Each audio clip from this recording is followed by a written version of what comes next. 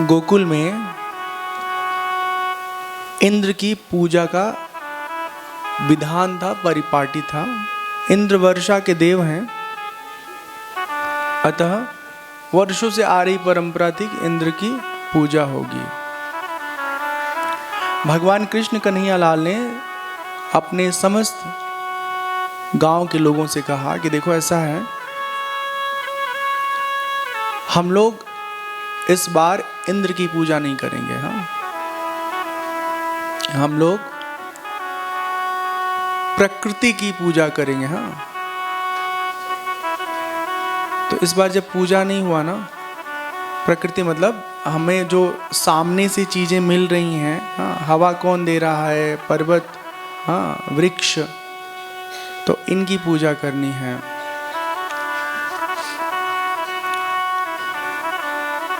देवराज इंद्र बहुत नाराज हुए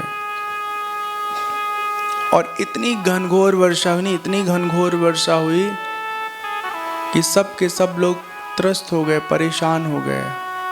अंत में भगवान श्री कृष्ण वर्षा के प्रभाव से बचने के लिए, हाँ, गोवर्धन पर्वत को उठा देते हैं, हाँ, और उसके नीचे सब के सब लोग, हाँ, वर्षा से बचते हैं। कहते हैं संत महात्मा कि जब भगवान उठाए हैं ना, तो अपने समस्त ग्वाल बाल सखाओं से कहते हैं, देखो भैया हम तो उठा लिए, लेकिन तुम अपनी लाठी जरूर लगा दो इसमें, हाँ, ताकि गिरे ना। ठीक है। अच्छा, मान लो अगर हमारा आपका कोई साथी ऐसा हो कि हम पर्वत उठा रहे हैं धौलाधार, और नीचे आके तुम लोग बारिश से बचो, तो कोई जाएगा? कहीं हाथ से सरक गया तो हमारा भी जान चला जाएगा। भरोसा बहुत जरूरी है ना, तो भरोसा सब पे करना भी नहीं चाहिए। भगवान ही एक सर्व समर्थ ना, हमारे परम हितैषी हैं, जिन पे हम भरोसा कर सकते हैं। संसार के लोगों पे जब भरोसा करते हैं ना, तो आज नहीं कल वो भरोसा टूटता ही टूटता है। ये बात पूरी तरह सत्य है। हाँ, किसी का अंश अलग अलग हो सकता है, किसी का भरोसा 20% टूटे, किसी का 100% टूटे, किसी का 200 टूटे। हाँ, पर संसार के लोग भरोसा नहीं निभा पाते हैं। हाँ, फिर इंद्र जो है आके भगवान से क्षमा मांगते हैं और भगवान उनको क्षमा भी कर देते हैं, और उसी समय से गोवर्धन पूजा की परिपाटी शुरू हुई है। अब यहाँ पता नहीं किस रूप में मनाते हैं, हमें देखे नहीं, ध्यान नहीं है, लेकिन हमारे वहाँ उत्तर प्रदेश में ना गाय का जो गोबर होता है ना, उसे एक आकृति बनाते हैं, और फिर उसमें वो चीनी का बतासा उतासा सब रख के, और वो अलग अलग आकृतियों का चीनी का जो मिठाई होता है, उस दिन उसकी पूजा होती है। एक दिन की बात है, भगवान यमुना के तट पर बांसुरी बजाते हैं। भगवान कृष्ण ने मधुर तान छेड़ी, संध्या का काल था। समस्त गोपी, हाँ, घर में काम धाम छोड़ करके भगवान कृष्ण के पास चली गई, और बहुत देर तक भगवान के साथ ना वो नृत्य किए, गान किए, और अंत में भगवान से उन्होंने कहा, यहाँ भागवत जी में लिखा हुआ है कि हे कृष्ण,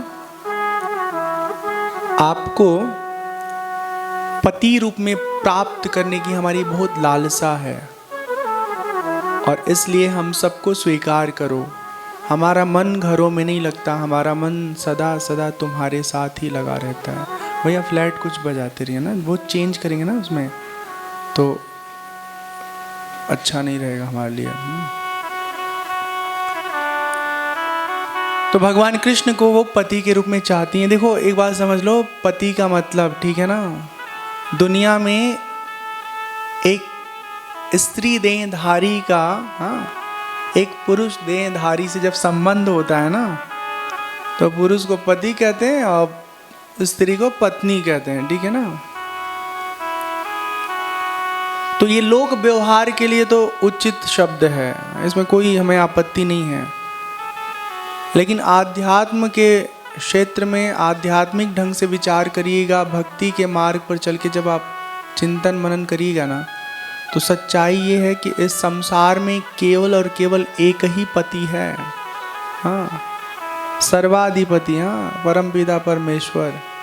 बाकी सब के सब स्त्री लोग हैं। हाँ, भले शक्ल पुरुषों जैसी है, गाल है, दाढ़ी है, मूंछ है, हाँ, लेकिन वो पति नहीं है। हाँ, पति मालिक होता है। हाँ, और सचमुच अगर मालिक की बात करोगे तो परमात्मा ही हमारे मालिक हैं।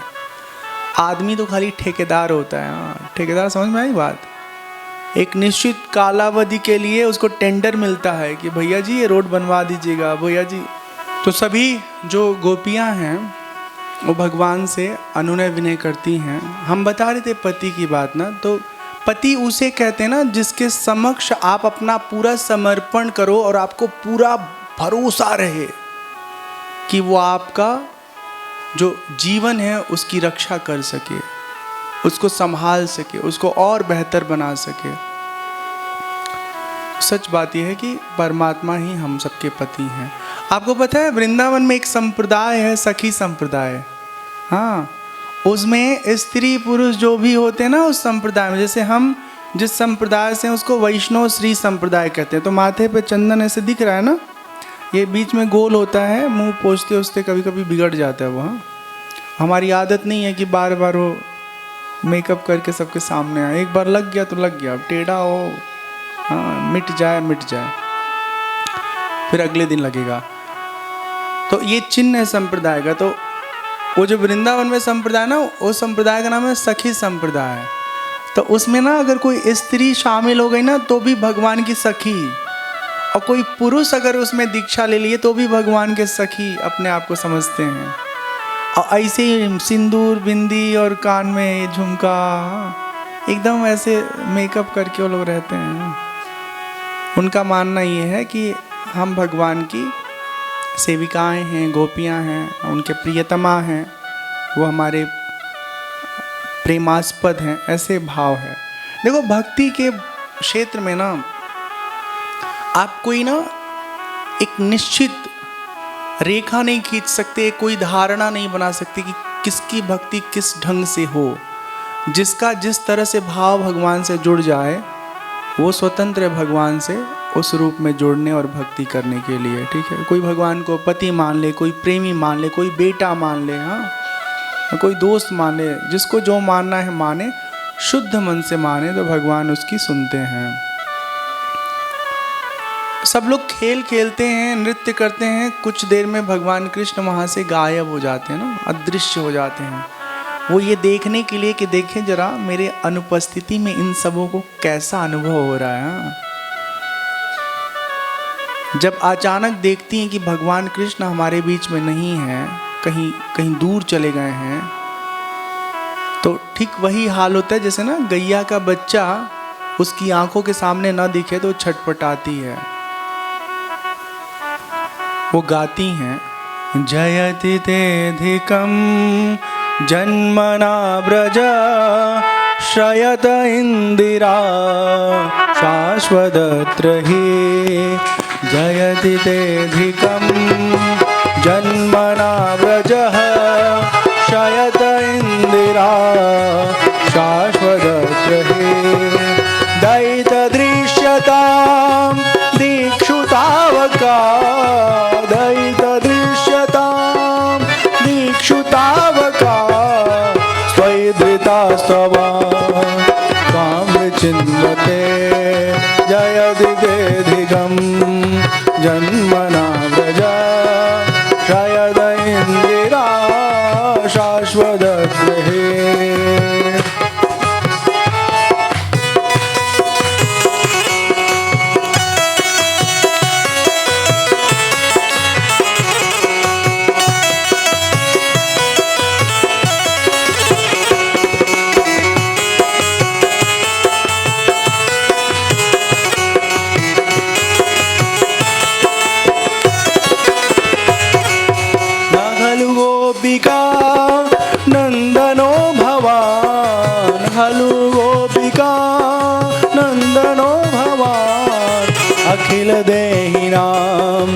अंतरात्मदृक् विखन साथितो विश्वगुप्तये सख उदेयिवान् सात्वतां कुले।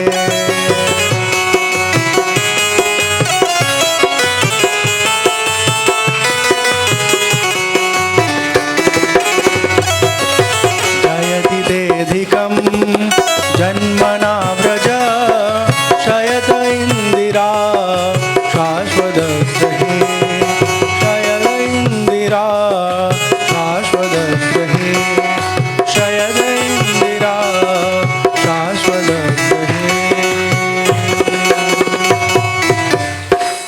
गोपियाँ भगवान को जब देखती नहीं है, अपने सामने पाती नहीं हैं, तब विरह वेदना में लगती हैं पुकारने की, हे प्यारे, हे कृष्ण कन्हैया लाल, तुम्हारे जन्म के कारण बैकुंठ आदि भी फीके पड़ गए, हमारे ब्रज की महिमा तुम्हारे कारण बहुत बढ़ गई।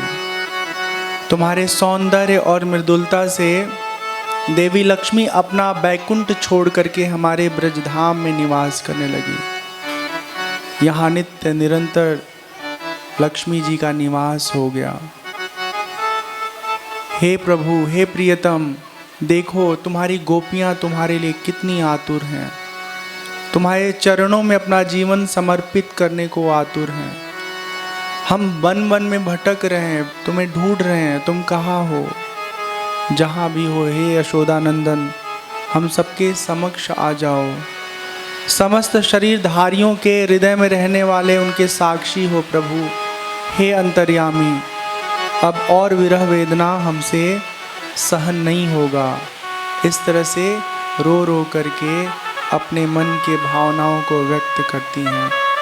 एक बात आप लोग जान लीजिए ना कि ज़िंदगी में कई बार कोई हमारे आसपास होता है ना, तो हमको समझ में नहीं आता कि उसकी हमारे जीवन में अहमियत क्या है, लेकिन जब वो हमसे दूर हो जाता है ना, तब समझ में आता है कि हमारे लिए वो कितना महत्वपूर्ण है। तो कभी कभी ना थोड़ा दूर हो जाना चाहिए, 2-4 घंटा नहीं, 2-4 महीने के लिए है, फिर समझ में आएगा कि क्या वैल्यू है आपकी किसी के ज़िंदगी में। हम खुश करने के लिए नहीं बोल रहे, हम बहुत सच्ची बात बता रहे हैं। हमारे इस संसार में जो पुरुष और स्त्री का संबंध है, पति पत्नी का, तो पुरुष ठीक बात है, बहुत मेहनत करता है, पैसा कमाता है, एकदम हम ईमानदारी से बता रहे हैं। ये कोई भी ईमानदार पुरुष होगा ना, तो इस बात से असहमति व्यक्त नहीं करेगा। पुरुष मेहनत करता है, धूप में पसीना बहाता है, अनेक प्रकार के प्रतिकूल परिस्थितियों में खुद को रख करके घर की ज़रूरतें पूरी करता है। लेकिन जो घर में काम करने के लिए उनकी घरवाली होती है ना, उनका जो त्याग तपस्या है ना, वो रत्ती भर भी उनसे कम नहीं है, बहुत ज़्यादा है। हम अपना खाना खुद बनाते हैं, अपना बर्तन खुद धुलते हैं, मैं अपनी बात कर रहा हूँ, झाड़ू पोछा हम अपनी कुटिया में सब स्वयं करते हैं। तो कभी कभी ना आलस से आ जाता है। जैसे किसी दिन इनवाइट कर दिया कोई भोजन के लिए, तो चले गए, सुबह भोजन कराए, ठीक है, शाम को बनाने का मन नहीं हुआ तो कुछ हल्का फुल्का बना लिया, तो कढ़ाई पड़ी रह गई। बाई चांस दूसरे दिन भी किसी ने इनवाइट कर दिया तो खा लिया, कहीं घर में जहाँ बुलाया। ऐसा हमेशा नहीं होता, लेकिन कभी कभी होता, महीने 2 महीने 4 महीने में एक आध बार, कि 2 दिन ऐसे खाने को मिल गया और फिर आलस में हमने बर्तन छोड़ दिया, फिर चाय का ग्लास का दूध का सब सिंक पूरा भर गया। ऐसा करना नहीं चाहिए, लेकिन हमसे हो जाता है कभी कभी। तो अभी 1-2 हफ्ते पहले की बात है, हम जब बर्तन धो रहे थे ना, तो हम खूब रो रहे थे। कसम से खूब रुलाई आ रही थी, गुस्सा भी आ रहा था और भूख भी जोर से लगी थी, ठीक है। और एक तो भूख लगी थी, दूसरे में कोई बर्तन साफ नहीं था कि कुछ बनाए, और कौन धुले, अपने को धुलना था, ठीक है। हमने फेसबुक पर एक पोस्ट लिखा, हमने कहा कि आज 3 दिन बाद हम बर्तन धुले, तो हमको रुलाई आ रही थी। हाँ, और सोचो उन लोगों का हाल क्या होता होगा जो दिन में कम से कम 3 बार, और कभी कभी किस्मत खराब हो तो कम से कम 13 बार भी धुलना पड़े। हाँ, मेहमान आए जा रहे हैं, चाय पिए जा रहे हैं, 5 गिलास एक बार, 5 गिलास एक बार, 10 गिलास एक बार। घर परिवार में कितना सारा वहाँ रहता है, उनको रुलाई नहीं आती होगी। मतलब स्त्री है तो क्या बर्तन मांजने के लिए उसने ठेका ले रखा है? हाँ, हम खुश करने के लिए नहीं कर रहे, ये फैक्ट है, बहुत बड़ी सच्चाई है। ये बना बनाया बच्चा लोगों को खाना मिल जाता है, वो बच्चा 16 साल का हो चाहे 7 साल का हो, चाहे वो 37 साल का हो। कभी सोचे हो जाके कि किचन में बर्तन कैसे धुला जाता है? जब धुलोगे तब न समझोगे कि तुम्हारी घरवाली कितना त्याग तपस्या करके तुमको पालती पोसती है, ठीक तुम्हारी अम्मा की तरह। तो आदमी सम्मान करना शुरू करेगा। तो पता है उसमें लोग लिखने लगे कि ऐसा शादी कर लीजिए। नहीं, सोचो आदमी की सोच कितनी घटिया है कि भाव को नहीं समझेंगे। हम ये बताना चाह रहे थे लोगों से कि हम बर्तन धोते समय रो रहे थे, जो रोज इतना इतना बर्तन धोता होगा उसके कष्ट को क्या तुमने कभी समझा है? कभी उसको जाके बर्तन धोते समय हाथ बटाया है कि अम्मा 2-4 बर्तन हम ही तुम्हारे साथ धुल देते हैं, तुम सरफ लगाओ, हम पानी से उसको साफ करते जाते हैं। अपनी दुल्हन के जाकर कि ऐसा ठीक है तुम बर्तन धुल दो, हम उसको पानी से साफ कर देते हैं। ऐसा किसी ने कहा हो तो बता, हाथ उठाओ। इधर सब लोग पति खड़े हैं, कुछ बच्चे होंगे। कौन कौन घर में बर्तन धोता है? शर्माना नहीं, बताओ। प्रेम से, हाँ, मार के डर से धुलने वाले से नहीं पूछ रहा हूँ। अंकल आप धुलते हैं? बाबूजी हाँ कह रहे हम धुलते हैं कभी कभी। देखो एक आदमी वीर पुरुष है इस गांव में। बर्तन धुलना ना नामर्दगी नहीं है। हाँ, क्रूर होना जीवन की सबसे बड़ी बड़ी बुराई है। हम बोल नहीं पा रहे, हमें पास शब्द ही नहीं। कभी कभी भावनाओं को एक्सप्लेन ना आप कर नहीं पाते हो। हम इन सब बातों के पीछे सिर्फ एक बात बताना चाह रहे हैं कि हम स्त्री हों चाहे पुरुष हों, ठीक है ना, हमारे लिए खाली एक ही फर्क है कि स्त्री माँ बन सकती है, अपने पेट में बच्चे को जगह दे सकती है, पुरुष नहीं दे सकता। टेक्निकली आजकल विज्ञान ने इतना ज़्यादा तकनीक विकसित कर दिया कि कुछ भी संभव है। पुरुष भी अगर अम्मा बनना चाहे तो बन सकता है शायद, हाँ, लेकिन कोई बनना नहीं चाहेगा अम्मा। अम्मा बनना इतना आसान नहीं है। 9 महीना कहीं कूद नहीं सकते, फुटबॉल नहीं खेल सकते, हाँ, कबड्डी नहीं खेल सकते। तो हम सिर्फ ये बताना चाह रहे थे कि खाली शारीरिक तौर पर एक ही बस फर्क है स्त्री पुरुष के देह में कि एक देह माँ बन सकती है, माँ बनने के लिए वो योग्य है, और दूसरा देह जो है वो कभी माँ नहीं बन सकता। बाकी सबका आँख नाक कान चलने का तरीका हाँ ऐसे ही है। किसी किसी की आवाज़ थोड़ी पतली है स्त्री में, किसी की मोटी है, हाँ, लेकिन हर जगह ऐसा नहीं, कहीं कहीं अपवाद भी होता है। मेहरारू बतियाले मर्दे जैसा, क्या हाल है, ठीक है। हाँ, और कुछ लड़कों की आवाज़ एकदम पतली होती है, हम बहुत अच्छे हैं, आप कैसे हैं, ठीक है ना। तो फिर ठेकेदारी क्यों? ठेकेदारी मतलब ये है कि मैं इस बात का बहुत ईमानदारी से आप सबको अपना भाव रख रहा हूँ कि जीवन का जो भी काम है ना उसमें 50-50 साझेदारी बरकरार अगर रखेंगे तो आने वाले समय में आपकी जिंदगी सुखद होगी। अब वो दौर खत्म हो गया कि पत्नी की कितनी भी उपेक्षा करो, हाँ, वो बेचारी दबी सहमी घर में पड़ी रहती थी। कहाँ जाएं तो जाएं कहाँ, हमारी अम्मा अपने घर में हमको नहीं रखेगी, भाई अपने घर। अब आजकल के बच्चे पढ़ लिख रहे हैं, तो अगर कोई आदमी किसी को लेके ना अत्याचार करेगा, तकलीफ देगा, तो फिर तो भैया अच्छी तरह जीवन भर अकेले रहना, खाना बनाना, खाना, तब समझ में आएगा कष्ट क्या होता है, ठीक है ना। हम ये सारी बातें बता रहे थे कि जब आप साथ होते हैं तो कई बार आपके वैल्यू को लोग समझ नहीं पाते हैं, और जब थोड़े दूर हो जाते हैं ना तब समझ में आता है कि जीवन में किसी का क्या महत्व है। हर व्यक्ति के जीवन में महत्व है, किसी एक का महत्व नहीं है, लेकिन ये है कि हम अपने को ही महत्व न दें, सामने वाले को भी पूरा महत्व दें। भगवान कृष्ण प्रकट होते हैं और प्रकट होने के बाद बहुत खुश होते हैं। पता है, हमें बहुत अच्छा लगता है जब हमें पता चलता है दुनिया में सचमुच हमें कोई स्नेह कर रहा है, हमारे लिए कोई परेशान है, हमारे लिए कोई फिक्रमंद है, तो भगवान को भी बड़ा अच्छा लगता है।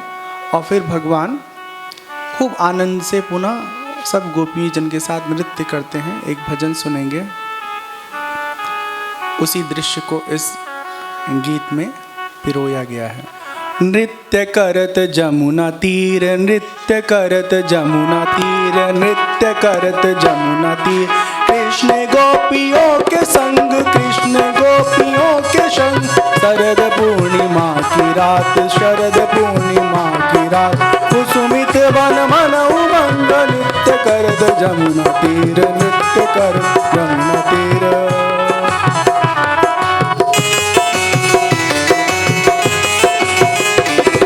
मधुर मधुर मुरली तान छेड़त बित भारत रंग,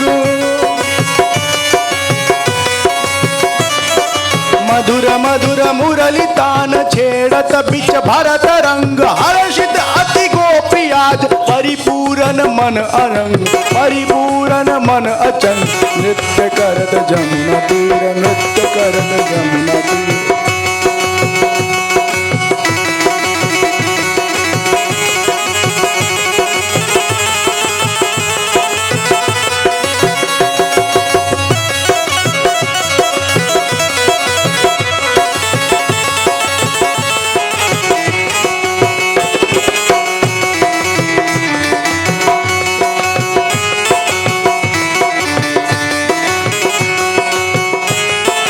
अमित कृष्ण गोपी संग, अमित कृष्ण गोपी संग, रूप छवि अंग अंग, रूप छवि अंग अंग, बरसई सुर सुमन रंग, बरसई सुर सुमन रंग, चकित देवियाँ हो दंग, चकित देवियाँ हो दंग, नृत्य करत जमुना तीर, नृत्य करत जमुना तीर।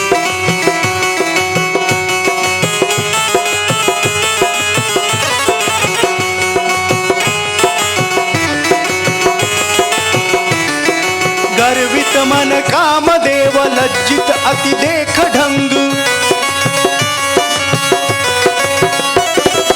इसके संग क्या ही सोच छेड़ा यह भारी जंग, नृत्य करत जमुना तीर, नृत्य करत जमुना तीर।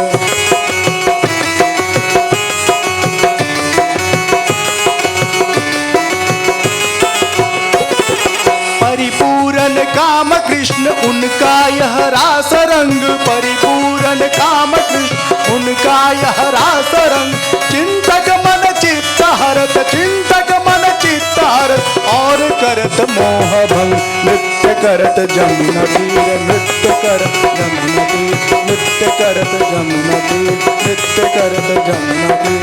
कृष्ण गोपियों के संग, कृष्ण गोपियों के संग, शरद पूर्णिमा की रात, शरद पूर्णिमा की रात, कुसुमित बन मन उमंग, नृत्य करत जमुना तीर, नृत्य करत जमुना तीर, नृत्य करत जमुना तीर, नृत्य करत जमुना तीर। बोले कृष्ण कन्हैया लाल की जय। तो यहाँ पे एक बहुत सुंदर इस भजन में लाइन आई है, परिपूर्ण काम कृष्ण उनका यह रास रंग, चिंतक का हरत चित्त और करत मोह भंग, नृत्य करत जमुना तीर, नृत्य करत जमुना तीर। देखिए ऐसा है, रास को लेकर के ना बहुत सारा उल्टा पुल्टा मन में लोगों के विचार आता है। लोग कहते हैं अरे रास लीला रचा रहे हैं, वो सब के सब महादुष्ट हैं जब ऐसे कोई बोलता है। रास का मतलब ही नहीं है कि जो आजकल रास लीला चलता है, ठीक है, हाँ, मुंह काला आदमी करते आया इधर उधर कहीं ना कहीं, ठीक है। भगवान का जो रास है ना, वो आत्मा और परमात्मा का मिलन है, ठीक है। वहाँ वासना का कहीं भी प्रभाव है ही नहीं, ठीक है। देखो एक बात बताऊं, भगवान के किसी भी व्यवहार को ना जब हम आधार बना के वैसा व्यवहार करना चाहते हैं तो अपने और भगवान के सामर्थ्य में एक बार विचार जरूर कर लेना चाहिए। अब भगवान कृष्ण का आगे कथा आएगा, 16,000 उनकी पत्नियां थी, ठीक है, लेकिन 16,000 जा के शादी.com से उन्होंने सेलेक्ट नहीं किया था, ठीक है। एक भौमासुर नाम का असुर है, वो जिन राजाओं के वहाँ आक्रमण करता था ना, उन राजाओं की सब राजकन्याओं को वहाँ से अपहरण करके, हाँ, राजाओं को तो मार देता था, लेकिन उनकी कन्याओं को वो वहाँ से ला करके अपने अंतःपुर में, अपने घर में कैद कर लेता था, ठीक है। फिर जब भगवान ने भौमासुर का वध किया ना, तो वो सबकी सब कन्याएं बोली कि हमें कौन स्वीकार करेगा। अब हमें एक अच्छा जीवन जब दिए हैं तो अपना साथ भी दीजिए। फिर भगवान ने उन्हें अपने महल में ला करके पत्नी बना करके उनको एक नया जीवन दिया, और भोग करने के लिए नहीं, ठीक है ना, उनको सम्मान से जीने का हक देने के लिए।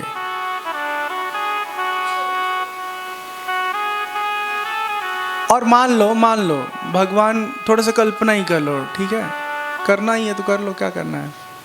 हाँ, मान लो आपके पास 16,000 नहीं, खाली 16 ठो पत्नी हो, मान लो, सब लोग मान लो, ठीक है, और सब कहें एक के दिन, हाँ, एक ही दिन करवा चौथ में एक ही टाइम पर आपके साथ चंद्रमा का दर्शन करना है। हाँ, क्या करोगे, मुंह बांधोगे? अरे कहीं एक ही जगह जाओगे ना।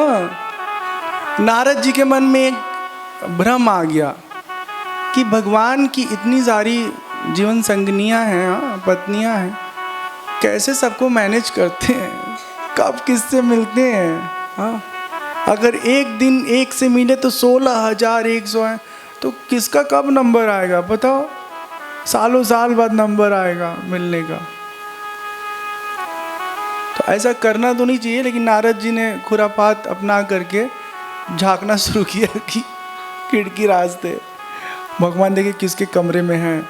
तो जिस कमरे में देख रहे हैं उसी कमरे में भगवान जो है वो कृष्ण भगवान अपनी जीवन संगिनी के साथ बात कर रहे हैं, उनका हालचाल पूछ रहे हैं। हाँ, कोई उनका पैर दबा रही हैं, किसी का भगवान सर दबा रहे हैं, ठीक है, ऐसा संभव है भाई, भगवान कर सकते हैं। हाँ, प्रेमी आदमी अपने अभिमान में नहीं रहता है, हाँ, कि हम कौन हैं, बाकी संसारी अभिमान में भरा पड़ा रहता है। हम ये बात इसलिए बता रहे थे कि जो रास लीला है ना, उसको समझिए, वो आत्मा परमात्मा के मिलन का, हाँ, वो घटनाक्रम है, जहाँ पर एक साधक, एक भक्त अपना सब कुछ त्याग करके कहता है, हे प्रभु हमें अपनी शरण में ले लो, ठीक है। और संसार में तो आदमी शरण में जाने के बाद भी अकड़ में रहता है। हाँ, तो तुलना नहीं करना है, ठीक है। अपना जीवन आप अपना देखें और उसे ठीक करने की कोशिश करें, ठीक तरीके से जीवन जिएं। और बहुत सारे लोग उल्टा पुल्टा लिखते रहते हैं, हाँ, कि कृष्ण ऐसे थे, कृष्ण वैसे थे। कृष्ण के बारे में क्या बात करोगे? जब रणभूमि में दोनों तरफ सेनाएं लड़ने को आतुर थी, उस समय कितना उनकी योग निष्ठा रही होगी। सोचो कि भगवत गीता का वहाँ पर ज्ञान देते हैं। यहाँ आदमी के सर पे हमारे ही हमको ही अनुभव होता है कि अगर थोड़ा भी शोर होता है ना, तो हम एकदम से बेचैन हो जाते हैं। हम कहते हैं, हे भगवान कहाँ फंस गए। आप लोग तो बहुत अच्छे श्रोता हैं, बहुत अच्छे श्रोता हैं। हाँ, ये तो कहीं कहीं इतना खराब लोग होता है ना कि उसी में शोर शराबा चें चाँ करते रहते हैं लोग, हमको बहुत खराब लगता है। तो भगवान सबको समझाते हैं कि हे गोपीजन, हम हमेशा आपके साथ हैं। जब आप हमें याद करेंगी, हम आपके हृदय में मौजूद मिलेंगे, ठीक है। अपने अपने घर जाइए, अपने अपने घर में रहिए, माता पिता की सेवा करिए, अपनी ज़िंदगी जिए। और इस तरह भगवान समझा बुझा करके सबको अपने अपने घर को भेज देते हैं। बोले कृष्ण कन्हैया लाल की जय। उधर मथुरा में एक बहुत बड़ा आयोजन करता है कंस। हाँ, एक उत्सव का आयोजन, और उसकी रणनीति ये है कि कृष्ण बलराम को बुलाता है और भीतर घात, जिसको कहते हैं ना, घात लगा करके, छल करके, धोखे से मारने की प्रवृत्ति या मारने की कोशिश। तो कंस की योजना रहती है कि इसी आयोजन में कृष्ण बलराम को हम मार देंगे और हम अपने काल से सदा सदा के लिए मुक्त हो जाएंगे, क्योंकि उसको मालूम है हमारा काल कृष्ण है, वही हमको मारेंगे, तो उससे पहले हम ही उनको मार दें। तो अक्रूर जी को वो भेजता है गोकुल, हाँ, नंद बाबा के गांव, कि जाइए और उन्हें लेके आइएगा। अक्रूर जी जाते हैं। जब सबको पता चलता है कि अक्रूर जी आए हैं, तो बातचीत में ये भी समाचार मिलता है गांव वालों को कि अब कृष्ण बलराम हमारे गांव से जा रहे हैं मथुरा। भगवान कृष्ण को खबर मिलता है अक्रूर चाचा आए हैं, तो तुरंत तैयार हो जाते हैं कृष्ण बलराम जी और रथ पर सवार हो जाते हैं। गोकुल के सभी दोस्त, सभी नागरिक भगवान कृष्ण से मिलते हैं और कहते हैं, हे कृष्ण जल्दी आना। गोपियां रोने लगती हैं, उनकी आंखों से अश्रुधारा बहने लगता है। कितने दिनों तक तुम्हारे साथ रहे हम, तुमसे एक पल भी अलग होने का अनुभव नहीं हुआ, अब तुम जा रहे हो तो बिल्कुल अच्छा नहीं लग रहा है। बस यही वादा करो कि लौट के आओगे। और भगवान ऐसे कमाल के वैरागी हैं, सच्ची बताऊं, कभी कभी हमको भी ना इस बात पे गुस्सा आता है। गोकुल से जाने के बाद भगवान कृष्ण कभी दोबारा गोकुल नहीं आए मिलने के लिए। तो जब वो प्रेम करते हैं तो खूब करते हैं, और जब आपसे दूर होते हैं तो पूरी तरह दूर होते हैं। पर इसका मतलब ये नहीं है कि वो सचमुच प्रेम नहीं करते हैं। स्थूल रूप से वो गोकुल नहीं आए, पर गोकुल के लोगों को वो याद करते हैं। अक्रूर जी के साथ भगवान कृष्ण मथुरा पहुंचते हैं, और मथुरा पहुंचने के बाद रास्ते में एक वो धोबी का दुकान है, तो वहाँ पहुँचते हैं। कहते हैं, ये तुम्हारे पास इतने अच्छे अच्छे कपड़े हैं, एक कपड़ा हमको भी दे दो, हम दोनों भाई उसका कोई ड्रेस बनवाएंगे। हाँ, उत्सव में पार्टिसिपेट करने जाना है हमको। तो धोबी कहता है, देखो फालतू बात नहीं, ये महाराज कंस का वस्त्र है, हाँ, जो तुम्हें पसंद आ रहा है, हम नहीं दे सकते। तो भगवान कृष्ण उसको एक घूसा लगाते हैं, कहते हैं चुपचाप दे दो, नहीं तो फिर और मारेंगे। हाँ, तो कपड़ा ले लेते हैं, फिर सिलाने के लिए वो दर्जी के दुकान पे जाते हैं और उसको भी समझा बुझा देते हैं, तो बेचारा काट पीट के अच्छे से सिल देता है। फिर कुब्जा है ना, कुब्जा जो जिसके कुबड़ निकले हुए हैं, तो वो चंदन का बहुत अलग अलग तरह का सुगंधित द्रव्य से बना हुआ लेपन बना के ले जा रही थी कंस के लिए। तो भगवान कहते हैं, अरे क्या है ये, बहुत महक रहा है। तो कहती, हमारे महाराजाधिराज कंस के लिए हम विशेष तौर पे तैयार करते हैं, ये लेप है, ताकि वो और सुंदर दिखें, अच्छे दिखें। तो छोड़ो, उनको तो रोज़ देती हूँ, आज हमको दे दो। नहीं, अपना मुंह नहीं देखते, हाँ, लेप लगाएंगे। तो एक एक घूसा उसको भी मारते हैं भगवान। और जब उसको घूसा मारते हैं ना, तो एकदम से सीधी हो जाती है, ठीक है। और फिर वो समझ जाती है कि कोई साधारण बालक नहीं है। भगवान को प्रणाम करती हैं और वो सारा लेप स्वतः अपने हाथों से कृष्ण बलराम को लगाती हैं चेहरे पे, मतलब जैसे फेस पैक समझ लीजिए। और वो ड्राई करने के लिए सीधे चले जा रहे हैं, ये नहीं कि कहीं कोने में सुखा के फिर मुंह धुल के निकले। हाँ, तो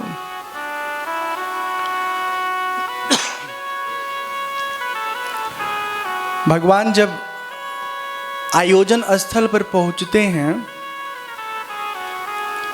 तो वहां एक कुबलिया पीड़ नाम का बहुत विकराल हाथी है। हाँ, वो दरवाजे पे खड़ा है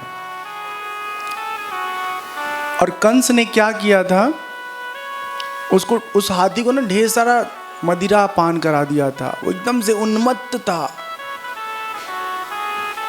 जैसे ही भगवान सभा के मध्य पहुंचते हैं, वो सभा इस तरह से बनाया गया था कि रास्ते में भीड़ भाड़ नहीं है। वो कृष्ण भगवान के लिए स्पेशल VIP एंट्री गेट बनाया गया था, जहाँ पर आम आदमी का प्रवेश वर्जित है। उस हाथी को खोल दिया जाता है और फिर वो हाथी ना पगलाई हुई भगवान कृष्ण और बलराम पर आक्रमण करने के लिए आतुर होती है। झटके में ही भगवान कृष्ण छलांग मार के उसके ऊपर चढ़ जाते हैं और एक घूसा मारते ना, एकदम से वो बेहोश हो जाती है और फिर उसके दोनों दांतों को तोड़ लेते हैं और फिर ऐसे लेके कृष्ण बलराम और आगे बढ़ते हैं। जब और आगे बढ़ते हैं तो अगले मोड़ पर, जैसे नहीं होता डेंजर जोन, पहला जोन, दूसरा जोन, तीसरा, वीडियो गेम देखे आप लोग, इतना खतरनाक जोन होता है। पास करना बहुत मुश्किल है।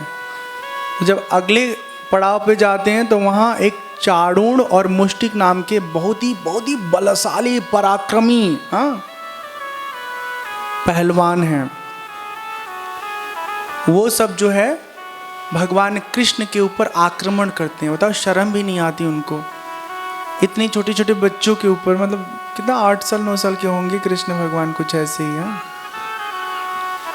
तो उन छोटे छोटे बच्चों से लड़ने के लिए बड़े बड़े पहलवान आक्रमण करते हैं। भगवान अपने कला कौशल से, अपने दिव्य प्रताप से उन पहलवानों को भी चित्त कर देते हैं। चित्त मतलब चित्त समझते हैं, पहलवानी में चित्त कर, उलट पलट के सीधा कर देना, कूट पीट के उनको छुट्टी कर देना। उसी सभा के मध्य ना एकदम ऊंचाई पर कंस बैठा हुआ था। जब उन पहलवानों का वध कर देते हैं कृष्ण बलराम, एकदम तुरंत अचानक छलांग लगाते हैं और सीधे कंस के सिंहासन के निकट पहुंच के उनका गटई पकड़ के और वहां से उठा के सीधे नीचे धड़ाम से गिराते हैं और फिर खूब मारते हैं। कृष्ण जी, बलराम जी खूब मारते हैं। बहुत तकलीफ दिए थे हमारे मम्मी पापा को, एक एक तुम्हारे कर्मों का बदला हम लेंगे। मार मार के कंस को मौत के घाट उतार देते हैं। कंस मुक्त हो जाता है, अपने शरीर से सदा सदा के लिए वो छूट जाता है। भगवान की सन्निधि पा करके वो इस देह के संसरण से मुक्त हो जाता है। और जब चारों तरफ कृष्ण भगवान की, कृष्ण भगवान की, कृष्ण भगवान की, फिर भगवान श्री कृष्ण ना पता करते हैं हमारे अम्मा पापा कहाँ हैं। फिर वसुदेव जी और देवकी जी के पास जाते हैं, उन्हें प्रणाम करते हैं। सोचो कैसे माता पिता का भाग्य है ना कि अपना नवजात शिशु इतने सालों बाद पहली बार देखने को मिला है। एक तो तब जब पैदा हुए थे तब, और उसके बाद अब। बहुत खुश होते हैं वसुदेव देवकी जी, बहुत आशीर्वाद देते हैं। और फिर सूरसेन जो कृष्ण भगवान के नाना लगते हैं, उनको कंस को जब मार देते हैं भगवान कृष्ण, तो सूरसेन अपने नाना को फिर से मथुरा के सिंहासन पर बैठाते हैं। कंस ने ना जबरदस्ती सूरसेन को हटा करके अपने आप को राजा बना लिया था, बल के प्रताप से, बल के प्रभाव से। तो कंस का जब वध हो जाता है तो सूरसेन पुनः मथुरा के राजा बनते हैं और भगवान कृष्ण अपने माता पिता को कारागार से निकाल करके एक व्यवस्थित जीवन जीना शुरू करते हैं। कुछ दिन ही बीतता है, उसके बाद वसुदेव जी कृष्ण भगवान और बलराम जी को कहते हैं, देखो तुम हमारे बहुत अच्छे बच्चे हो, लेकिन पढ़ाई वढ़ाई किए नहीं तुम, खाली गौ चराए, लड़ाई झगड़ा, पराक्रम दिखाए। ज्ञान भी जीवन में बहुत ज़रूरी है। जरूरी है कि नहीं जरूरी है? अब स्कूल नहीं जाते तो कैसे गिन पाते हैं कि 2-2 हजार के अगर 100 नोट मिले तो कितना होगा? कितना होगा बताओ? अच्छा नहीं बताओ, हम भी भूल जाएंगे, पता नहीं कितना होगा। दुकानदारी करने वाले लोग झट से बता देंगे, इधर सेठ लोग सोच रहे होंगे इतना हो गया। तो भगवान कृष्ण का बलराम जी का गुरुकुल में प्रवेश होता है। सांदीपनी इनके गुरु का नाम है। एक आश्रम भी है उज्जैन के भीतर, सांदीपनी आश्रम है। वहाँ भगवान कृष्ण बलराम जी पढ़ाई करते हैं। वहीं उनकी मित्रता सुदामा जी के साथ होती है। बहुत कम समय में ही भगवान कृष्ण सब विद्या पढ़ लेते हैं, अत्यंत ज्ञानी हो जाते हैं। हाँ, हर चीज का उनको बोध हो जाता है। वो स्वयं साक्षात परमात्मा है। उनको ऐसा कोई विद्या नहीं, कोई ज्ञान नहीं है जो न मालूम हो, लेकिन गुरुकुल में रह करके वो ये बता रहे हैं हम सबको कि जीवन में गुरु का बहुत महत्व है, बहुत महत्व है।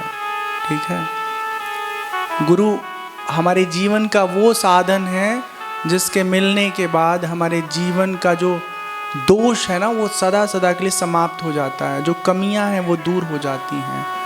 तो एक भजन हम लोग सुनेंगे, फिर आगे की कथा में हम प्रवेश करेंगे। भ्रांति पहाड़ी नदियां बीच में, भ्रांति पहाड़ी नदियां बीच में, अहंकार की लात गुरु बिनु कौन बतावे बाट, गुरु बिनु कौन बतावे बाट।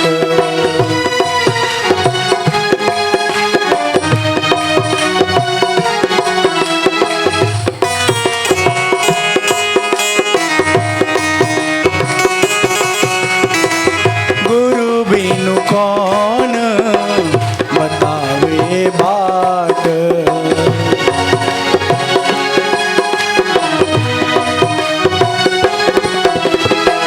मद मत्सर का मेघा बरसत, मद मत्सर का मेघा बरसत, माया पवन बहठा,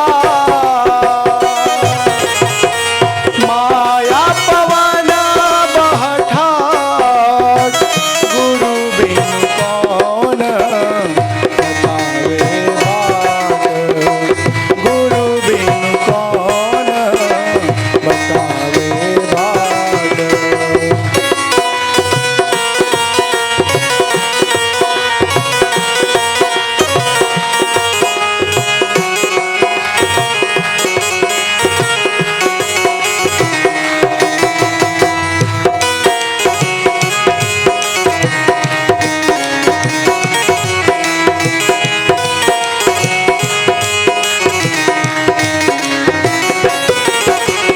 कहत कबीर सुनो भाई साधो, कहत कबीर सुनो भाई साधो, कहत कबीर सुनो भाई साधो, कहत कबीर सुनो भाई साधो, क्यों तरना यह घाट,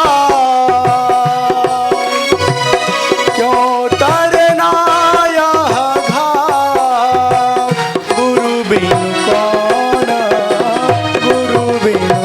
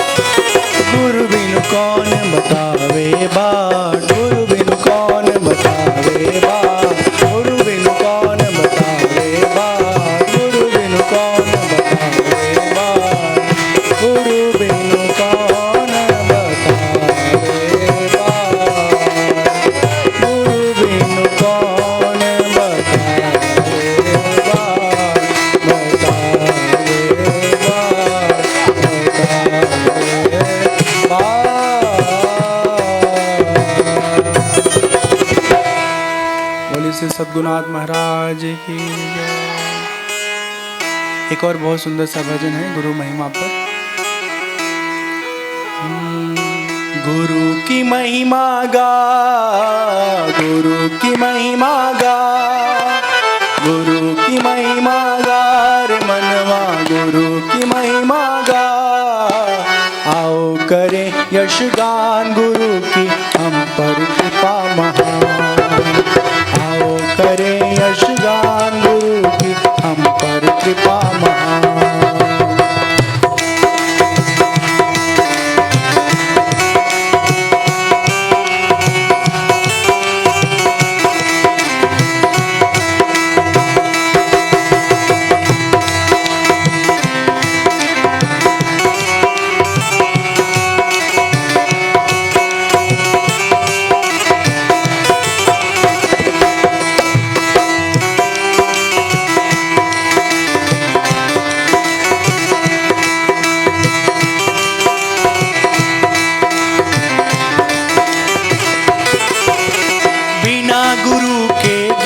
न मिलता मिलता नहीं सम्मान, बिना गुरु के ज्ञान न मिलता मिलता नहीं सम्मान।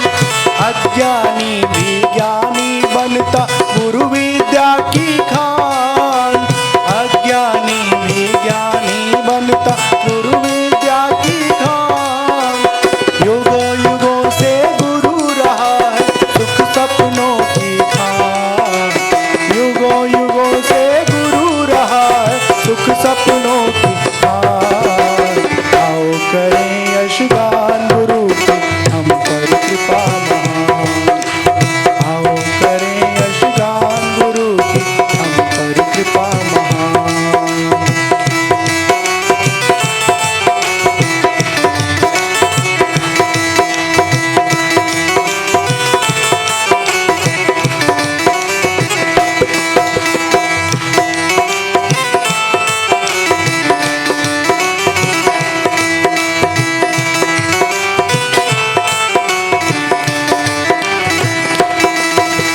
अपने गुरु का कर्ज कभी भी कोई चुका ना पाया, अपने गुरु का कर्ज, अपने गुरु का कर्ज कभी भी कोई चुका ना पाया। गुरु को शीश नवाया जिसने वही है सब कुछ पाया, गुरु को शीश नवाया जिसने वही है सब कुछ पाया। ईश्वर हमको जन्म है देता गुरु देता है ज्ञान, ईश्वर हमको जन्म है देता गुरु देता है ज्ञान। आओ करें यशगान गुरु की हम पर कृपा महान। आओ करें यशगान गुरु की हम पर कृपा महान। गुरु की महिमा गा, गुरु की महिमा गा, गुरु की महिमा गा, गुरु की महिमा गा। आओ करें यशगान गुरु की हम पर कृपा महान। आओ करें यशगान गुरु की हम पर कृपा महान। आओ करें यशगान गुरु की हम पर कृपा महान। गुरु की हम पर कृपा महान, गुरु की हम पर कृपा महान।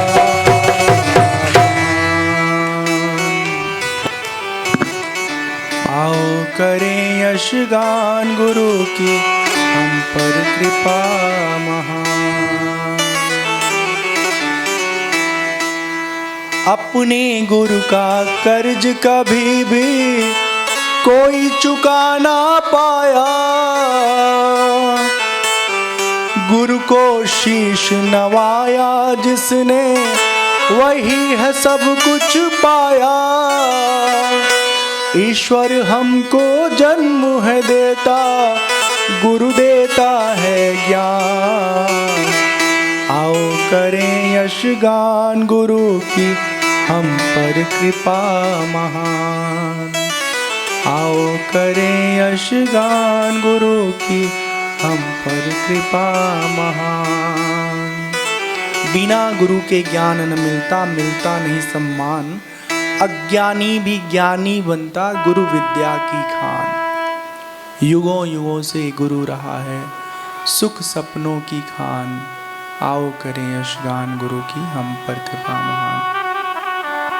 ठीक है, तो हमारी जिंदगी में गुरु कौन है?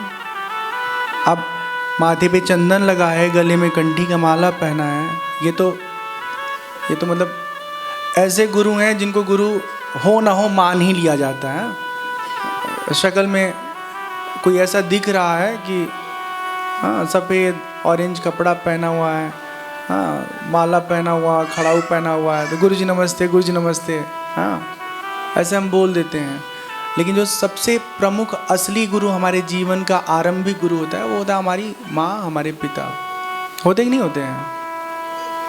फिर थोड़े बड़े होते हैं तो प्राइमरी स्कूल में चले जाते हैं, वहाँ हमको हमारे टीचर मिलते हैं, हमें सिखाते हैं, पढ़ाते हैं। फिर बड़े होते हैं तो और बड़े बड़े गुरु मिलते हैं ना, सीनियर सेकेंडरी स्कूल में जाते हैं। फिर और बड़े होते हैं तो यूनिवर्सिटी में जाते हैं, डिग्री कॉलेज में जाते हैं, है कि नहीं ऐसा? तो जिनसे भी हमने जीवन में थोड़ा भी कुछ सीखा ना, बड़ी दीदी से, बड़े भैया से, चाचा जी से, बाबा जी से, अपने बाबा जी से, अपने बाबा के भाई वाले बाबा जी से, हाँ और चचेरे बाबा जी से। हाँ कौन बाबा जी? घर वाले बाबा जी, पापा के पिताजी की बात कर रहा हूँ। हाँ जिनसे कुछ सीखें आप ना, सबके प्रति कृतज्ञ रहिए, सबके प्रति ना अपने दिल में, हृदय में आदर भाव बना के रखिए। और हाँ, इन सबके साथ जो आपको आध्यात्म से जोड़ रहा है, जो आपको आध्यात्म के रास्ते पर ले जा रहा है ना, उसको भी प्रेम सम्मान करिए। ठीक है, अब कौन छोटा है कौन बड़ा है ये तय करना बहुत मुश्किल है। ठीक है, तो इस युद्ध में, इस जिरह में हम लोग नहीं जाएंगे कि कौन छोटा है कौन बड़ा गुरु है। गुरु गुरु है, जिससे जो कुछ मिला है उसके लिए उसको सदा सदा आप साधुवाद दीजिए, धन्यवाद दीजिए और अपने जीवन को आगे बढ़ाइए, सार्थक करिए। ठीक है, हमारे वहाँ एक बात देखी जाती है, एक श्लोक पढ़ा जाता है, गुरुर् ब्रह्मा गुरुर्विष्णु गुरुर्देव महेश्वरा गुरु साक्षात परब्रह्म तस्मै श्री गुरुवे नमः। इसका मतलब ये है, जब अमूमन जो समझा जाता है यही समझा जाता है, गुरु ब्रह्मा है, गुरु विष्णु है, ये ना, गुरु साक्षात पर ब्रह्म। और फिर कबीर बाबा कह देते हैं, गुरु गोविंद दो खड़े काके लागो पाए, बलिहारी गुरु आपने जिन गोविंद दियो बताया। इसका मतलब क्या कि भगवान के किनारे हमारे गुरु जी सब कुछ हैं। ये सब फालतू बात है, जान लीजिए। हाँ, गुरु भक्ति करिए, लेकिन गुरु भक्ति और भगवान की भक्ति में फ़र्क है। भगवान हमारे जीवन के परम लक्ष्य हैं, उनको पाना है, उनको अनुभव करना है, और गुरु हमारे लिए साधन है। साधन समझते हैं ना? गुरु हमारे जीवन की डेस्टिनी नहीं है, गुरु हमारे जीवन का मार्गदर्शक है। कहाँ समझ में आया? रास्ता बनाने वाला मंजिल नहीं होता है, ठीक है ना? तो हमारे समाज में बहुत जगह गुरु भक्ति का आलम ऐसा चढ़ा रहता है कि गुरु जी ही सब कुछ हैं। हाँ, भगवान किनारे कहीं कोने में बैठे रहते हैं, बड़ा बड़ा फोटो गुरु महाराज का लगा रहता है। ये बिल्कुल गलत है। सनातन धर्म में ये कभी स्वीकार्य नहीं होगा। गुरु का पूरा सम्मान है, पूरा आदर है, उसके लिए जितना त्याग करना है करिए, लेकिन गुरु हमारे जीवन में कभी डेस्टिनी नहीं बन सकता। गुरु केवल और केवल मार्गदर्शक है। हाँ, अब प्रैक्टिकली देखो ना, कक्षा 1 में गए, गुरु जी से मिले, बड़ा अच्छा लगा, ठीक है। लड़का 2 में गया, गुरु जी भी प्रमोट होकर के कक्षा 2 के टीचर बन गए, ठीक है। अब इस तरह लड़का प्रमोट हो रहा है और साथ साथ गुरु जी भी अपने एक्सपीरियंस का प्रमोट हो रहे हैं।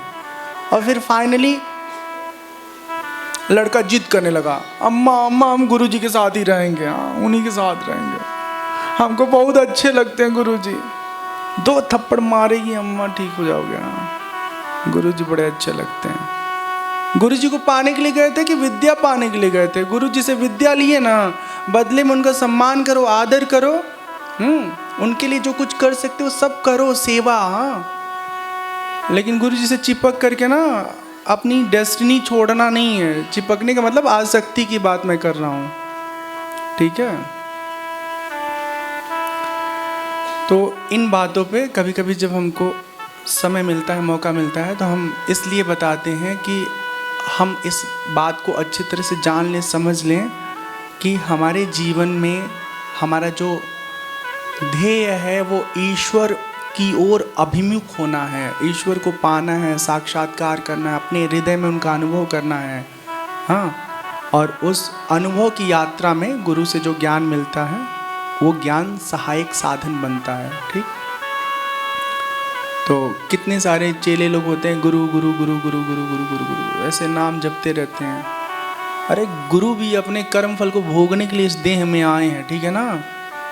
और वो भी यही चाहते हैं, ईमानदार गुरु, की भैया हम जल्दी से मुक्त हो जाएं, भगवत धाम चले जाएं। और गुरु चेला दोनों भगवत धाम गए ना, तो गारंटी नहीं है कि सीट किसको रिजर्व मिलेगी। आप देखे हो ना, रेलवे में टिकट बनाओ गुरु जी का चाहे चेला जी का, कोई गारंटी नहीं है कि गुरु जी का कंफर्म होगा।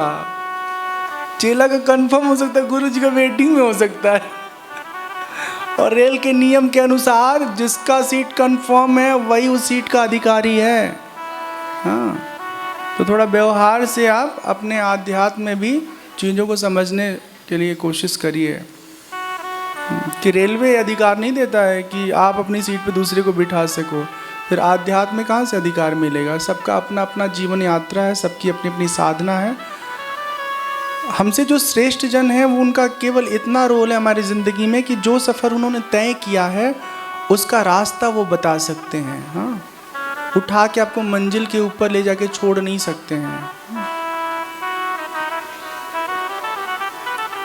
तो हम लोग बात कर रहे थे कि भगवान कृष्ण गुरुकुल में जाते हैं और कम समय में ही सब कुछ जान लेते हैं। सच तो ये है कि ऐसी कोई चीज़ नहीं है जिसको जानने के लिए भगवान को गुरुकुल में जाना पड़े, पर वो ये हमें बता रहे हैं कि अगर पढ़ना लिखना है, ज्ञानी बनना है, तो गुरु की शरण में जाइए, ज्ञान प्राप्त करिए। और वो गुरु आपको पहले के ज़माने में गुरुकुल में खाली पैसा कमाने की तरकीब नहीं सिखाते थे, ज्ञान, योग, भक्ति, अर्थनीति, राजनीति सब कुछ सिखाते थे और एक अच्छा मानव बनाते थे। अब आजकल के ज़माना में हम लोग मशीन बन जाते हैं और मानवता हमारे भीतर की मर जाती है। आप पूछेंगे ये कैसे? तो आप बताओ कितने ऐसे लोग हैं जो दूसरे के दुख से दुखी होते हैं, दूसरे के दुख को दूर करने की कोशिश करते हैं। सब अपने आप में सिमटे हुए हैं, अपना सुख अपना सुख अपना सुख मिल जाए और बाकी कोई मरे तो मरे। हाँ, उसका एक बहुत सुंदर उदाहरण आपको दिखेगा कि आदमी पीड़ा में कड़ा रहा है, वो रास्ते से चल रहा है, ऐसे अपना कपड़ा उठा के और दूसरा वीडियो बना रहा है, और तब तक उसी समय वो बेचारा गिर गया और ये वीडियो बना के उसको वायरल करने में लगे हैं कि देखो आदमी गिर गया। हाँ।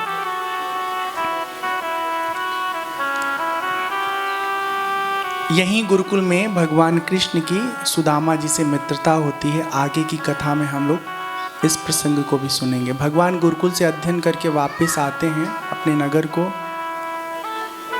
और बहुत दिनों बाद एक दिन उनके मन में ख्याल आता है कि गोकुल के लोग कैसे होंगे, उनका समाचार लेना चाहिए।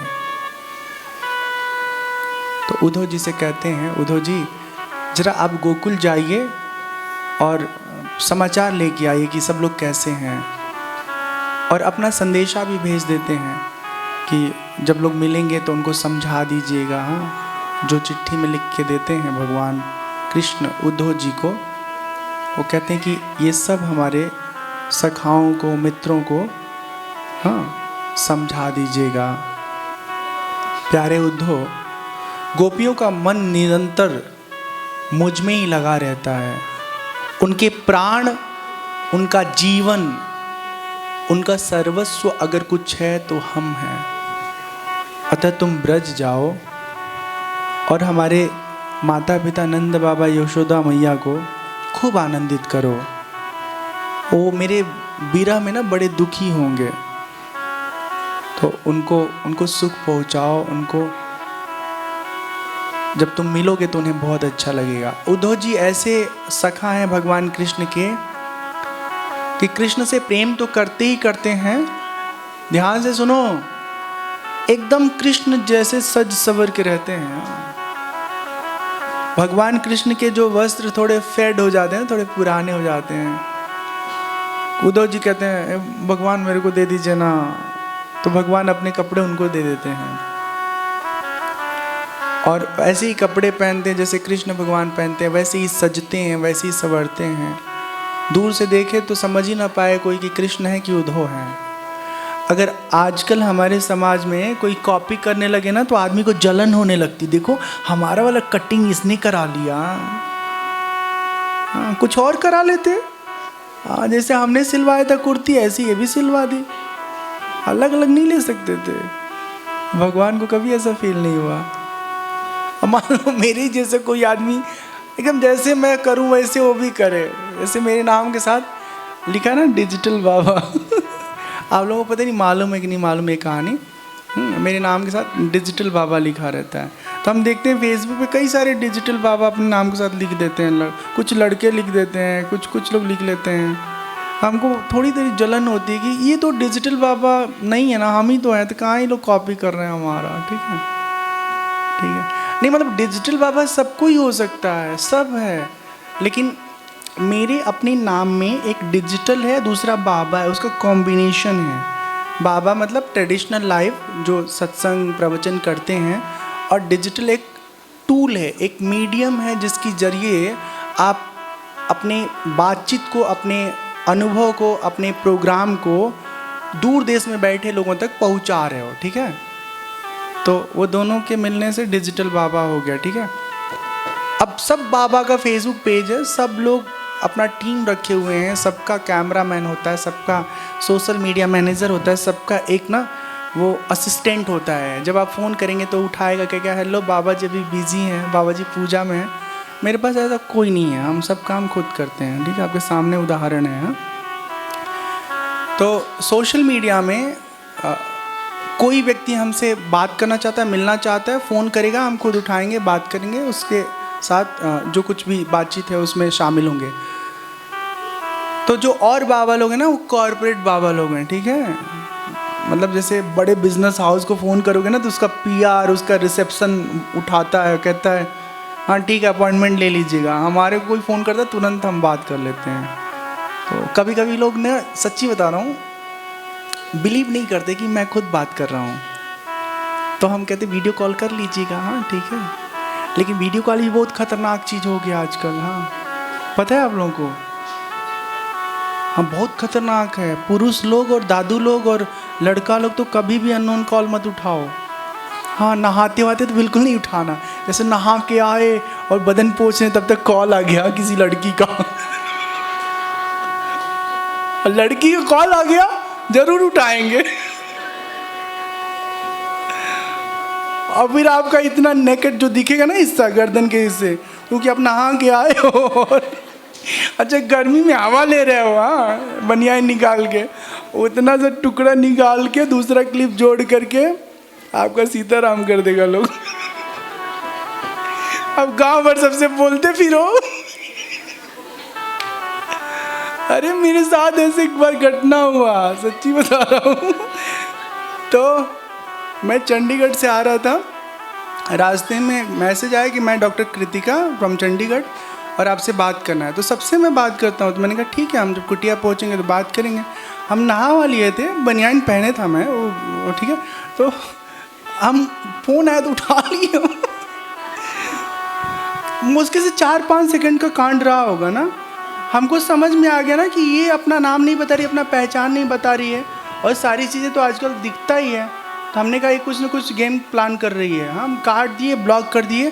फिर उसने दूसरे नंबर से मुझे मैसेज किया कि ये वीडियो देखिए, उसमें कुछ और चीज़ें जोड़ दिया था।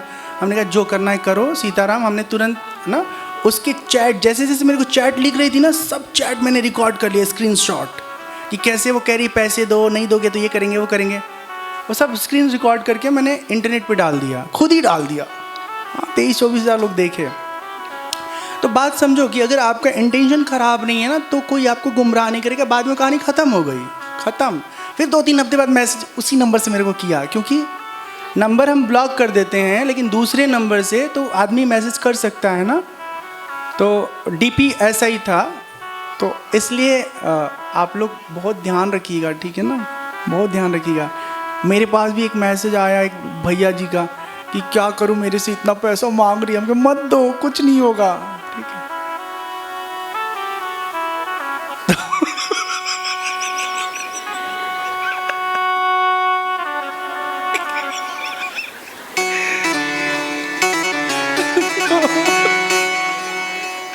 हमको हंसी इसलिए आती है, हमको हंसी इसलिए आती है कि मान लो बाबा लोग फंस जाए तो फंस जाए।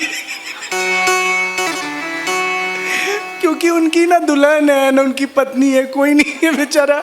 कभी उत्सुक हो सकता है कि देखे कौन सुंदर लड़की बात करना चाहती है। जो शादीशुदा लोग हैं वो काहे फंसते हो?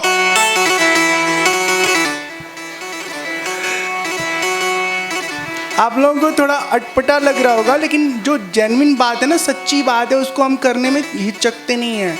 ये भी एक समाज सेवा है कि लोगों के अंदर अकल आ जाए और उलझे ना इन सब मामलों में, ठीक है ना। लड़का लड़की जवान है, 18 साल 20 साल 30 साल 35 साल का, अच्छा है ना, तुम्हारी शादी तो होने वाली है। या तुम जिससे पसंद करते हो उससे बात करो। वो इंटरनेट के कॉल में काहे फंसते हो? पूरा भंवर जाल है। हाँ, हला वो लोग कुछ करते नहीं है आपका, लेकिन अगर कहीं चपेटे में आ जाओगे तो फ्री में उनको 10-15 हज़ार मिल जाएगा। वो दिन भर यही फ़ोन कर करके ना उल्लू बनाते रहते हैं लोग। और अगर मान लो उनको 2 क्लाइंट फंस गया तो 20-30 हज़ार रुपये उनको ऐसे ही मिल गया। और कितने गंदे लोग हैं ये लोग, बताओ। तो उस दिन के बाद तो हम वीडियो कॉल किसी का भी आए, लड़का का है लड़की का, हम अटेंड ही नहीं करते हैं। जब तक जानते नहीं हो तब तक किसी से वीडियो कॉल पे बात नहीं करने का, ठीक है, एकदम अच्छे से जान लीजिए। अब भरोसा तो जिसको जानते हो उस पर भी नहीं करना। नहीं तो पता चले कि आप जो है हर महीने जो है पेमेंट करते रहो। तो उद्धव जी जो है, भगवान कृष्ण कहते हैं कि गोपियाँ हमसे बहुत प्रेम करती हैं और आप जाइए वहाँ, अच्छा लगेगा आपको और हमारे माता पिता को बहुत सुख मिलेगा, खुशी होगी। उद्धव जी जाते हैं। दूर से जब लोग देखते हैं ना गोकुल के लोग, तो उनको लगता है कि ये भगवान कृष्ण आ रहे हैं। पर जब पास जाके देखते हैं तो भगवान कृष्ण नहीं होते हैं, वो होते हैं उद्धव। खैर, आदर सत्कार सब लोग करते हैं उद्धव जी का, बहुत प्रेम से उनको स्वागत सम्मान देते हैं। और बहुत दिनों तक उद्धव जी गोकुल में रहते हैं, गोपियों के साथ बातें करते हैं। उद्धव जी देखते हैं ना, गोपियां आपस में ही एक दूसरे के साथ मिलके कभी कोई कृष्ण बनती है, कभी कोई कृष्ण बनती है, और बाकी सब उनसे प्रेम करती हैं, उनकी प्रेमिकाएं बनती हैं, नाटक करती हैं, और कृष्ण के मतलब अभाव में भी कृष्ण को बरकरार रखती हैं। इस तरह का सब गोपी जन का भाव है। उद्धव देख के बड़े प्रसन्न होते हैं, बहुत प्रसन्न होते हैं। उद्धव जी समझाने की कोशिश करते हैं। उद्धव जी कहते हैं कि हे गोपी जन, जिस कृष्ण को आप प्रेम करती हैं, जिसको मानती हैं ना, वो कृष्ण आपसे दूर है नहीं, आपके भीतर ही, आपके अंतर्यामी के रूप में है। तो अतः वो अंतर्यामी परमात्मा को आप अपने दिल में महसूस करिए। जो कृष्ण का साकार स्वरूप है ना, उसको पाने के लिए परेशान मत होइए। गोपियां बहुत सुंदर बात कहती हैं। श्याम तनु श्याम मनु, श्याम है हमारो धनु, आठों जाम ऊधो हमें श्याम ही सो काम है। श्याम ही ये श्याम जिए, श्याम बिना नाही जिए, आंधे की सिला करी आधार श्याम नाम है। श्याम गति श्याम मति श्याम ही है प्राणपति। श्याम गति श्याम मति श्याम ही है प्राणपति। श्याम सुख धाम सो भलाई आठो जाम है। ऊधो तुम भय बौर पाती लेके आए दौड़। ऊधो तुम भय बौर पाती लेके आए दौड़। योग कहाँ राखें यहाँ रोम रोम श्याम है। योग कहाँ राखे यहाँ रोम रोम श्याम है। योग कहाँ राखे यहाँ रोम रोम श्याम है। उद्धव जी कृष्ण भगवान का भेजा हुआ संदेश समाचार बताते हैं।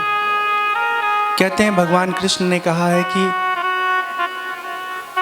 हम सब पूरी तरह से ना, भगवान कृष्ण कहते हैं हम हमेशा हे गोपीजन आपके हृदय में पंच महाभूतों के रूप में व्याप्त हैं, आपसे कभी अलग नहीं हुए। मैं मन प्राण पंचभूत इंद्रियां और उनके विषय का आश्रय हूँ। वे मुझ में ही हैं, वो मुझ में ही हैं, मैं उनमें हूँ।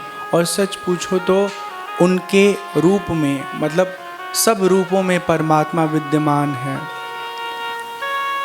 हम तुमसे कभी दूर नहीं हुए। विषय का चिंतन करने वाला मन, जो साधक अपने मन को रोक लेता है और सब जगह से अपने इंद्रियों को हटा करके मुझ में लगा लेता है, वो हमारे अंतर्यामी स्वरूप का अनुभव कर पाता है। इसमें संदेह नहीं कि मैं तुम्हारे नयनों का ध्रुव तारा हूँ, तुम्हारा जीवन हूँ, सर्वस्व हूँ, किंतु मैं तुमसे इतना दूर रहता हूँ कि शारीरिक तौर पर तुम्हारे सामने रह पाना संभव नहीं है। तुम लोग हमेशा मेरे ध्यान में खोई रहती हो। शरीर से हम दूर हैं, पर सच मानो हम तुमसे कभी अलग नहीं हुए, तुम्हारे भीतर हैं। शुकदेव जी परीक्षित जी को कथा सुनाते हुए कहते हैं कि अपने प्रियतम श्री कृष्ण का यह संदेश सुनकर गोपियां बहुत आनंदित हुई, बहुत प्रसन्न हुई। हम किसी भी प्रकार से मरकर उन्हें नहीं भूल सकते। हे उद्धव, जाके उनसे कह देना। उन्होंने हमारा चित्त चुरा लिया है, अब हमारा मन हमारे वश में नहीं रहता। और रही बात उनको भूलने की, तो कभी संभव भी नहीं है। उनसे कहना ब्रज गोपियों के एकमात्र स्वामी केवल और केवल श्याम सुंदर हैं। तुम्हारा सारा गोकुल इंतजार करता है। गौएं, माता पिता, हम गोपियां, जब से तुम गए हो तब से हम तुम्हारी याद में खोए रहते हैं। शुकदेव जी कहते हैं परीक्षित, भगवान कृष्ण का प्रिय संदेश सुनकर गोपियों के जीवन की जो विरह वेदना है बहुत शांत होती है। और जब उद्धव जी गोपियों के मन की बात सुनते हैं तो अत्यंत आनंदित होते हैं, आश्चर्यचकित होते हैं। उद्धव जी ब्रज में रहकर गोपियों की अनेक प्रकार की भावनाओं को, प्रेम के विकलता को देखते हैं, महसूस करते हैं।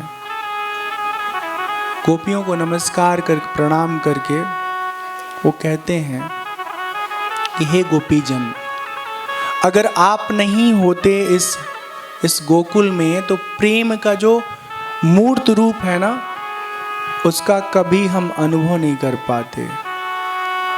इस पृथ्वी पर केवल इन गोपियों के ही शरीर में ऐसी बात है कि प्रेम का सबसे सुंदर स्वरूप दिखता है, जहाँ पर केवल और केवल शुद्ध प्रेम का अनुभव किया जा सकता है। प्रेम की यह ऊंची से ऊंची स्थिति संसार में अन्य को नहीं प्राप्त हो पाता।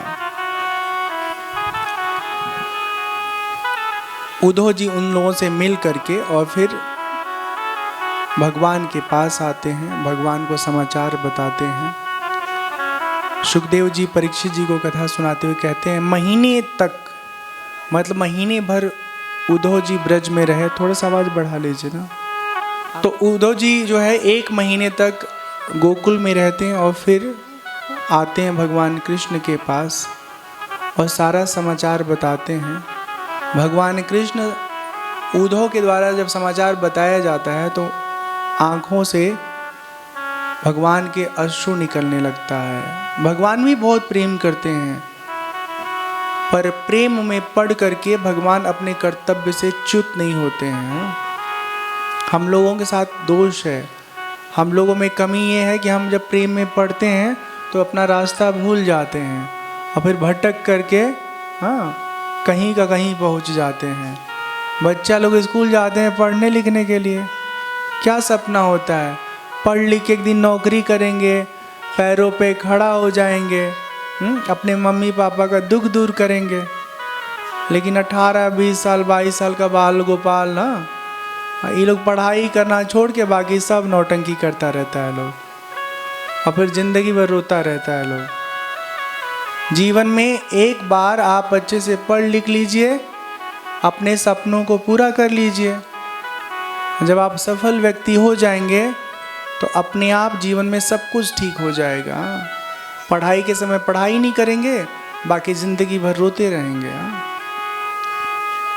तो बच्चा लोगों के लिए है। भगवान बहुत प्रेम करते हैं, पर अपने प्रेम के कारण जीवन का जो उनका उद्देश्य है उससे खुद को हटाते नहीं हैं